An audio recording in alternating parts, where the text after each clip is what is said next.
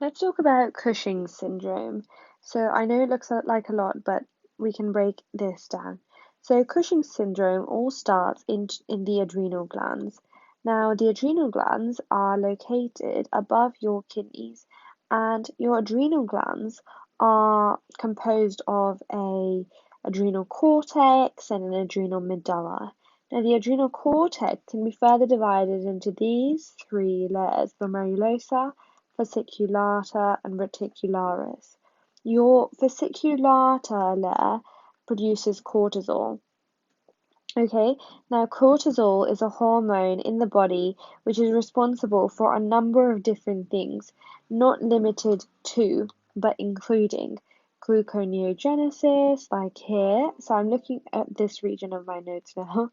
So cortisol causes increased gluconeogenesis, increased lipolysis, and it also increases the body's response to epinephrine and norepinephrine, and these are catecholamines, which are going to trigger, hypertension in the body, etc. So cortisol does a number of different things. So cortisol can elevate the blood glucose levels. So the more cortisol there is, the more glucose there is, okay? More cortisol, more glucose.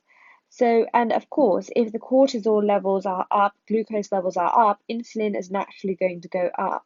And when insulin goes up, insulin actually does something. It targets our adipocytes to start to deposit fat around the body.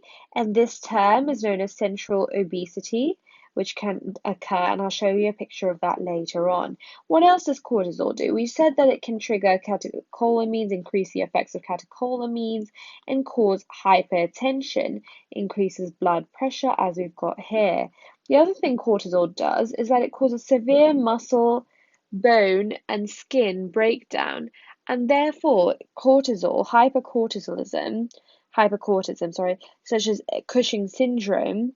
Cushing syndrome is all about when there's too much cortisol in the body, excessive cortisol in the body, okay? So, in that, you can get even osteoporosis because of the excessive breakdown of bone and skin. Okay, so, and the kind of skin things you're going to get are striae, which are these like linear looking lesions, purpley looking lesions across the body of the patient. So, we'll talk about that. Now, let's get a little bit into the pathophysiology. What happens is that our hypothalamus, which is my lame attempt at drawing a hypothalamus, is just something. Okay, hypothalamus releases corticotropin releasing hormone, which then acts on the pituitary to release ACTH. And ACTH is still not enough. ACTH then stimulates over here the adrenal cortex, specifically the adrenal cortex, zona fasciculata, specifically the zona fasciculata, to then release cortisol. So, once again, hypothalamus releases corticotropic releasing hormone. Then the stimulates the pituitary to release adrenocorticotropic hormone, which then stimulates the zona fasciculata to release cortisol. Now, cortisol then does all these effects. Gluconeogenesis increases glucose, increases fat. This might be fat breakdown. However, overall, even though it says lipolysis, overall, what happens is that because of the excessive insulin, and insulin will then deposit the excessive glucose into the adipocytes and cause this central obesity thing. The one more thing that cortisol does, which we haven't mentioned, is it actually dampens the inflammatory and immune response. So that's the other thing that cortisol does. Okay, so let's talk a little bit about where this Cushing syndrome can start, and then we'll talk about the patient presentation. So excessive cortisol can be due to exogenous corticosteroids, which somebody might be taking for treatment of conditions like asthma or rheumatoid arthritis. And this exogenous corticosteroids will then, by negative feedback, drive down adrenocorticotropic hormone. So how? Look, the more ACTH there is, that's going to negative feedback onto the cortical treatment releasing hormone. That's going to negative feedback onto there. And the more cortisol there is, the more negative feedback for ACTH and so on. So, because these exogenous corticosteroids act in the same way as cortisol would do by binding to the same receptors, causing the same stuff, causing the same increased glucose, lipolysis, hypertension, dampening the immune response, hyperglycemia. So, eventually, by negative feedback, ACTH is going to go down. And eventually, with the lack of usage, so that means that our entire cortisol production pathway is going to be down regulated, and our adrenals won't have much to do, so they will atrophy. And the most common cause of this is the most common cause of Cushing syndrome. Now, another thing that can cause Cushing syndrome is primary adrenal adenoma. Remember, some kind of tumor that's just secreting all this cortisol, and that will once again cause downregulation of ACTH and then cause atrophy of the uninvolved adrenal gland. So while one adrenal gland will hypertrophy and get bigger because obviously it has the adenoma, the adrenal adenoma. The other one will shrink because of the downregulation of ACTH. Then you can finally get a secondary adenoma, a secondary cause for cortisolism, and that can be an ACTH secreting pituitary adenoma. Okay, so now let's look at my notes. So it's an endocrine disorder that's most commonly caused by iatrogenic exogenous administration of glucocorticoids. Cushing syndrome can result from exogenous overproduction of cortisol. It can be due to primary hypercortisolism or secondary hypercortisolism, or of course an ectopic ACTH secreting tumor. This might be in the lung, for example. Okay, next, risk factors for it include obesity, type 2 diabetes, poorly regulated blood glucose levels, blood sugar, hypertension, risk of taking corticosteroids, and pituitary gland tumors. Now, your symptoms are these.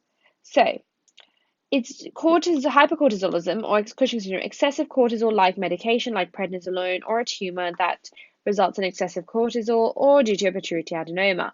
The people are going to get central obesity due to the insulin depositing into adipocytes.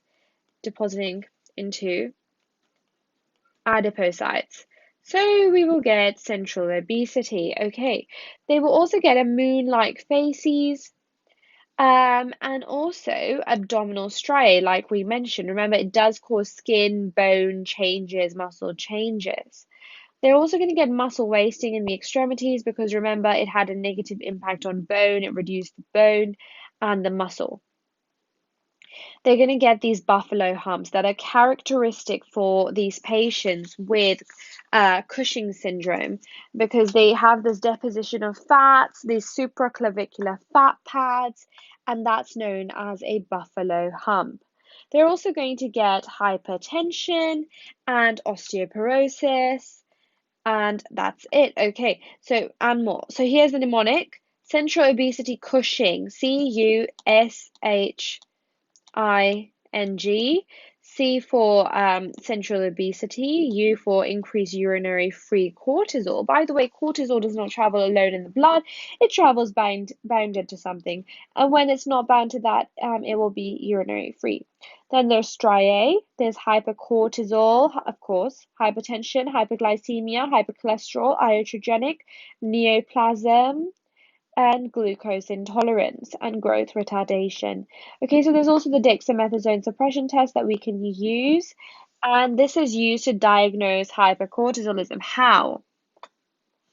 So when you have basically the low dose of dexamethasone will suppress ACTH production. Because what does it do? Dexamethasone is basically a steroid, isn't it? So you're giving a low dose steroid, which will then negatively feedback and inhibit the pituitary from secreting your ACTH. Now, for example, then if low ACTH will be when there's an adrenal problem, when it's a primary problem. So an adrenal adenoma or carcinoma can then inhibit or negatively feedback the ACTH. However, you'll find high ACTH in ectopic ACTH production. What's your treatment? Surgical removal of the source of excessive cortisol, for example, adrenalectomy or ACTH tumor removal. Okay, thank you for watching.